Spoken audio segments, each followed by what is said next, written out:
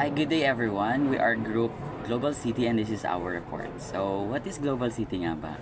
So, ang Global City ay isang sentro para sa produksyon, pinansya, telekomunikasyon at palitan ng kultura. Pero bakit nga ba may mga ganitong pangyayari sa Global City? So, ito ay dahil maraming iba't ibang kultura ang nakakasalamuha dahil sa mga bansang ito, nagiging lokasyon ng mga tao at ng industriya na nagtataguyod ng globalisasyon ng mga merkado. Ayon kay Saskia Sassen 1991, ang Global City ay mga pangunahing sentro ng ekonomiya, may direktang ugnayan sa globalisasyon. Taglay nito ang mga katangiang tulad ng pagiging sentro ng pananalapi, teknolohiya, at international na kalakalan. Kinatagorya niya ang Global City sa apat. Una ay cultural diversity of people, pangalawa ay existence of center of economy, pangatlo naman ay geographical dispersal of economic activities, and ang pang-apat ay global reach performance. Makikita ang mga katangiang ito sa mga kilalang global city tulad ng New York, Tokyo, Singapore at Seoul. At ayon sa 2019 Global Cities Report, nangunguna ang New York, kasunod ang London, Paris, Tokyo at Hong Kong. Ayon sa 2019 Global Cities Report, ang nangungunang lungsod ay ang New York na sinundan ng London, Paris, Tokyo at Hong Kong. Ang New York ang itinuturing na pinakamahalaga at pinakamataas na global city dahil sa iba't ibang aspeto tulad ng business activity, human capital, information exchange, cultural experience at political engagement. Kilala rin ito bilang tahanan ng pinakamalaking stock market sa buong mundo. Ito ay ang New York Stock Exchange o NYSE kung saan nagaganap ang napakaraming international trade. Bukod dito, ang lungsod ay puno ng makasaysayang lugar, mga museo at iba pang kultural na nagbibigay ng kakaibang karanasan sa mga tao. Ito rin ang sentro ng media at komunikasyon, kaya tinatawag itong the city that never sleeps. Ang London naman ay kilala bilang isa sa mga greenest cities sa mundo dahil 4% ng kabuuan nito ay green spaces tulad ng mga park. Bukod sa pagiging berde, ito rin ang sentro ng kalakalan sa Europa, kung saan mahigit 40% ng foreign equities sa mundo ang nai-trade sa FTSE o Financial Times Stock Exchange. Ang ekonomiya nito ay mas malaki pa sa ilang aspeto kumpara sa New York at may malaking time zone advantage dahil madaling makipagnegosyo dito sa pagitan ng Asia, Amerika at Europa. Dahil dito, ang London ay nagiging hub para sa mga multinational businesses at investment opportunities. Ang Paris ay isa sa pinakatanyag na lungsod sa mundo dahil sa turismo at pagiging isa sa mga quintessential global cities. Ang ekonomiya nito ay umuunlad dahil sa well-educated workforce, modernong infrastruktura at malalaking industriya tulad ng turismo, creative arts at business services. Kilala ito hindi lamang bilang tahanan ng Eiffel Tower kundi pati na rin ng sentro ng sining at fashion. Ang Paris ay simbolo ng ganda, kultura at urbanong pag-unlad at patuloy na hinahangaan ng buong mundo. Ang Tokyo naman ay sentro ng global finance at negosyo sa Asia. Mayroon itong pinakamalaking bilang ng corporate headquarters sa buong mundo na umaabot sa 613 kumpara sa 217 na nasa New York. Ang Tokyo Metropolitan Area ay itinuturing na pinakamalaking urban region sa mundo, kung saan nakasentro ang advanced functions ng Japan tulad ng teknolohiya at kapitalismo. Dito rin matatagpuan ang Nikkei, isa sa pinakamalaking stock exchange sa Asia. Bukod sa pagiging isang economic powerhouse, ang Tokyo ay kilala rin sa pagiging maayos at moderno na nagiging inspirasyon sa iba pang mga lungsod. Sa kabuuan, ang New York, London, Paris at Tokyo ay may kanya-kanyang natatanging katangian na nag-aambag sa kanilang pagiging mga global cities. Sila ang mga modelo ng tagumpay na patuloy na nagpapakita kung paano dapat umunlad ang isang lungsod sa modernong panahon. Hong Kong. Hong Kong is considered a global city due to its role as a major financial hub and gateway to Asia. It has been named the most expensive city in the world for 2 consecutive years, primarily due to its high housing costs, which reflects the city's dense population and limited space. Additionally, Hong Kong is highly connected to the global economy with a strong presence in trade, banking, and commerce. The cost of living survey that measures 200 items across 209 cities, including essential such as housing, transportation, and entertainment, further highlights its economic prominence, although at the expense of affordability. So why they are considered global cities? These cities exemplify the traits of global cities through their economic impact, cultural influence, and the ability to attract international talent and businesses. Hong Kong's economic dominance, Sydney's financial prominence, and Melbourne's livability highlight different dimensions of what makes a city globally significant. Together, they serve as important centers of economic activity, cultural exchange, and urban innovation, reinforcing their status as key players on the world stage. Next is Sydney. Sydney commands the greatest proportion of Australia's capital, showcasing its economic importance as a global financial and commercial center.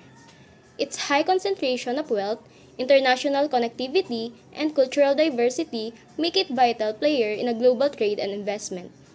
The city's appeal lies in its balance of urban sophistication and natural beauty, attracting global businesses and talent, which contribute to its recognition as a global city. Then Melbourne. Melbourne is considered as the most livable city due to its excellent public transportation, thriving cultural scene, and relatively relaxed pace of life.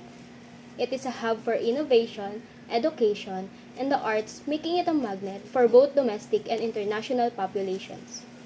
The city's commitment to sustainability and inclusivity adds to its global appeal, fostering a high quality of life while maintaining strong economic and cultural connections. Why study global cities?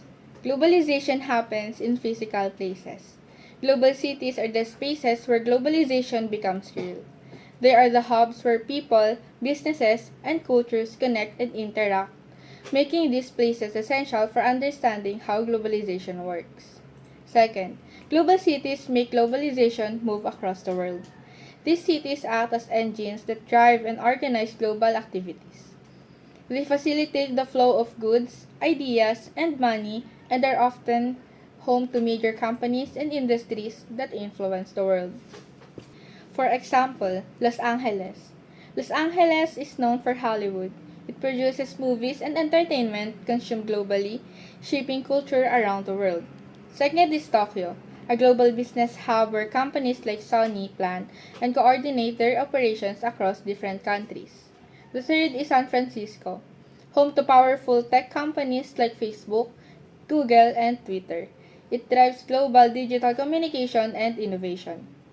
The last one is Shanghai, Beijing, and Guangzhou, key centers for trade and finance, linking global market and serving as economic powerhouses. Urbanization has grown rapidly over time. In 1950, only 30% of the world's population lived in cities, but by 2014, this increased to 54%. By 2050, it is projected to reach 66%, meaning two-thirds of people will live in urban areas. This shift reflects economic growth and opportunities in cities, but also brings challenges like the need for better infrastructure, housing, and sustainability. Number 1 is the economic power. For most characteristic, Shanghai may have the smaller stock market but plays a critical role in the global economic supply chain ever since China has become the manufacturing center of the world.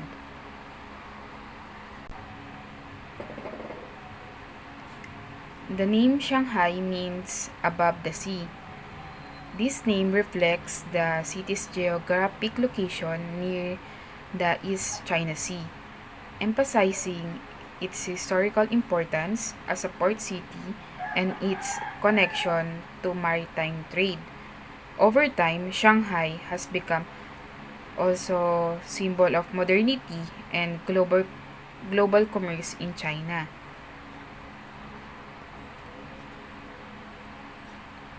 Shanghai has the busiest container port, moving over 33 million container units in 2013. That is because China has a long coastline along the Pacific Ocean, making it a key location for global trade routes.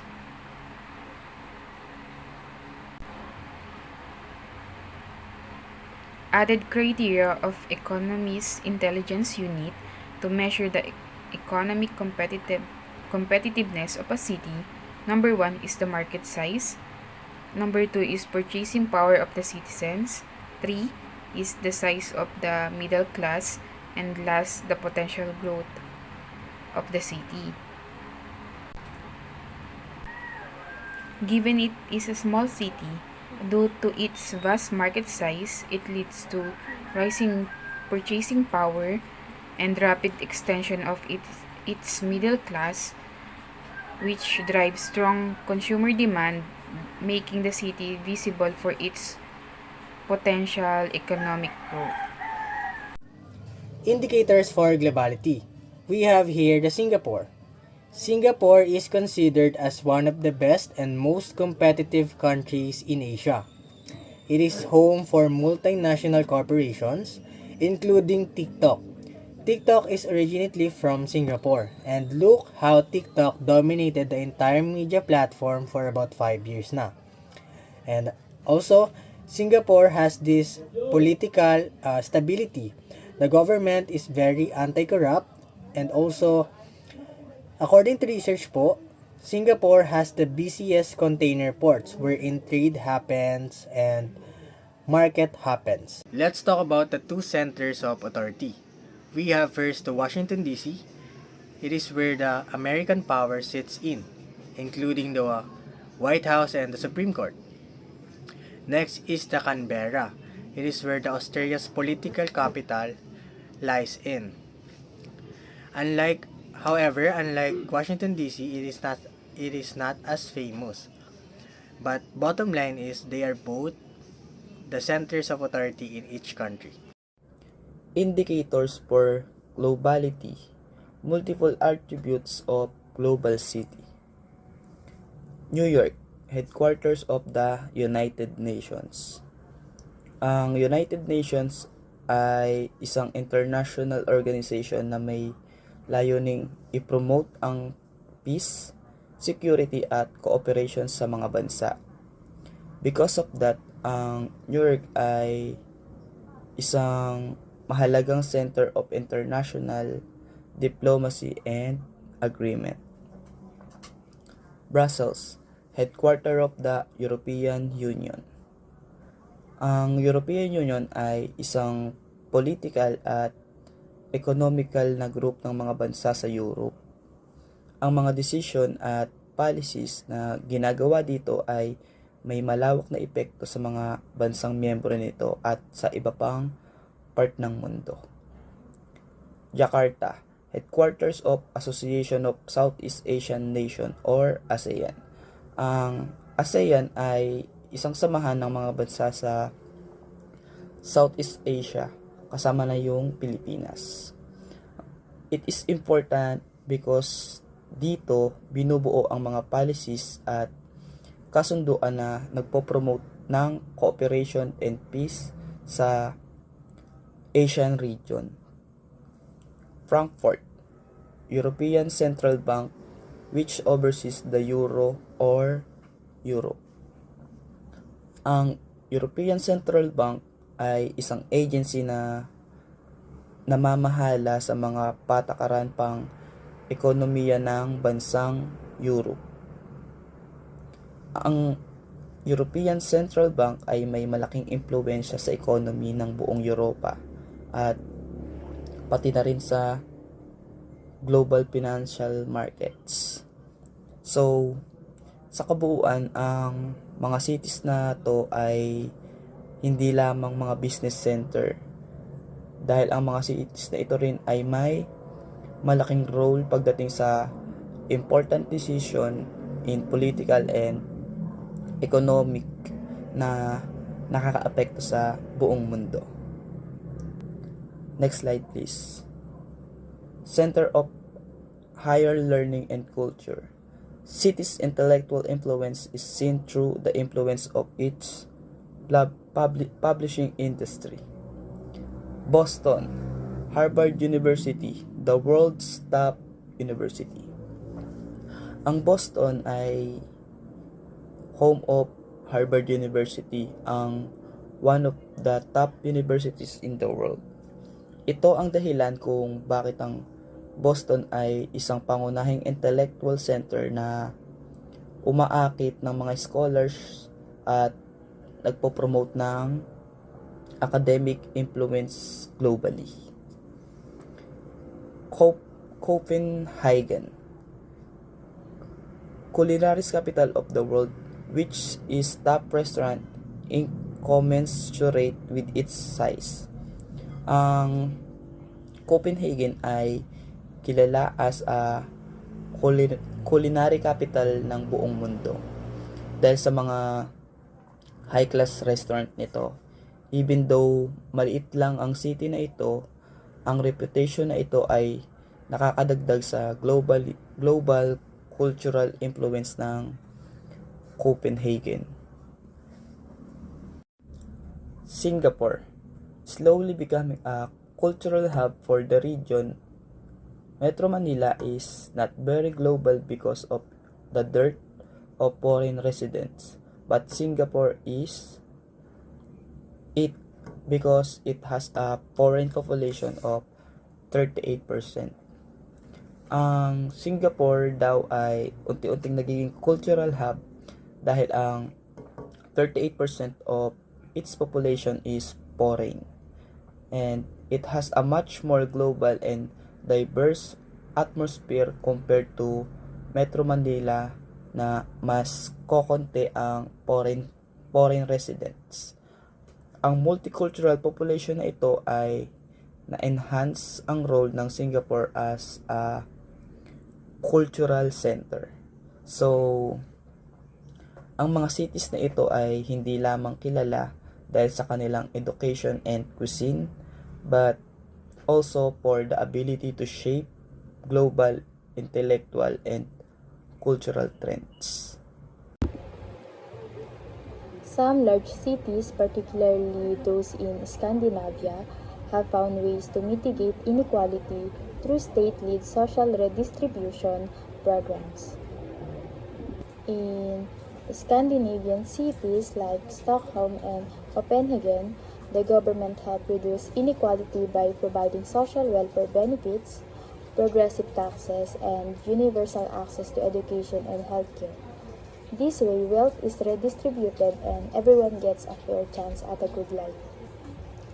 In places like Mumbai, Jakarta, and Manila, it is common to find gleaming buildings alongside massive shanty towns. In cities like Mumbai, Jakarta, and Manila, there are areas with tall, modern buildings that represent wealth and progress.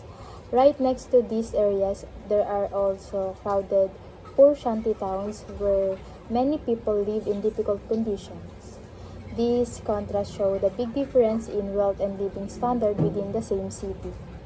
In the outskirts of New York and San Francisco are poor urban enclaves occupied by African Americans and immigrant families who are often denied opportunity at a better life.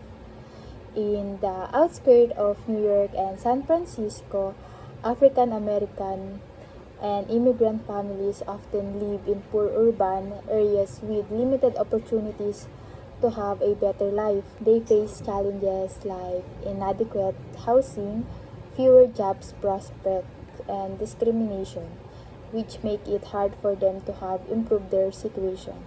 Gentrification, a phenomenon of driving out the poor in favor to newer, wealthier residents, make it simple. Gentrification happens when wealthier people move into poorer neighborhood, causing rent and property prices to go up. This often forces long-time, lower-income residents to move out because they can't afford the higher cost. While it can bring improvements like better services and new businesses, it can also push out the original community members and change the neighborhood's character. The challenge is to develop the areas without making current residents leave. In Australian cities, poor Aboriginal Australians have been most acutely affected by this process.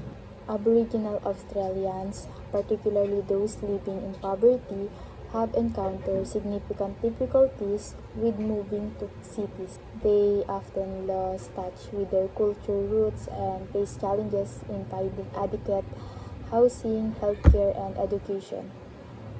These make it tough for them to adapt to urban life while preserving their tradition. Despite these obstacles, many Aboriginal communities strive to stay connected and support one another. They form organizations to advocate for their rights and improve their living conditions. Their determination highlights their ongoing fight for recognition and equality in Australian cities. In France, poor Muslim migrants are forced out of Paris and have clustered around ethnic enclaves known as banlieues. In France, many poor Muslim migrants live in poor suburban areas called banlieues. These areas have high unemployment, bad housing, and few public services, making life tough for residents. This has led to social tensions and occasional violence. The cluster of Muslim migrants in these areas is due to discrimination and economic barriers that prevent them from integrating into French society. The French government policies have been criticized for not addressing these issues, and efforts to improve conditions have had limited success. Moving on to the challenges of global cities. Maraming malalaking cities ang nagkakaproblema with unfairness, poverty, and violence. These issues come from differences in money, lack of education, and social problems. Next, concentrating populations in cities helps protect nature. Sa paraang ito, by living close together, people can reduce their impact on the environment. Next, with the public transportation, cities with good public transportation like buses and trains help reduce the need for cars. This cuts down on pollution and traffic. Next, some cities spread out a lot with many highways. Dahil dito, people rely on cars more, which then leads to more pollution and higher costs. Next, crowded cities like Manila, Bangkok, and Mumbai have a lot of pollution because they don't have enough public transportation. This causes dirty air and water. Next, with the energy consumption, cities use a lot of world's energy. Even though they cover only a small part of the land, they use most of the energy because of all the people, businesses, and industries. Lastly, big cities are often targets for terror attacks. This is because they have many people and important buildings, so they need more security. Global cities as sites and mediums of organization. Global cities are often centers of political, economic, and cultural organizations. These cities are not just locations. They serve as key nodes in global networks. They are where international organizations, corporations, and influential individuals converge to coordinate activities that affect global affairs. Examples include New York, London, and Tokyo, which are strategic centers in business, finance, politics, and culture. Fusion of culture and ideas. Global cities tend to be incredibly diverse, with people from various backgrounds and cultures coming together. This diversity fosters an exchange of ideas, creativity, and innovation. From people all over the world live and work in these cities, often leading to exciting cultural fusions, whether in food, fashion, art, or technology. The dynamic cultural environments of these cities make them rich in opportunities for learning and personal growth. Think of cities like Paris or Berlin, which have historically been and continue to be melting pots of different artistic and intellectual movements. So in summary, global cities are complex and contradictory spaces. They are at once powerful economic engines, creative hubs, and sites of social injustice. While they offer incredible opportunities, they also reflect deep divisions with society. Understanding these cities requires acknowledging both their capacity to generate wealth and their role in perpetuating inequality.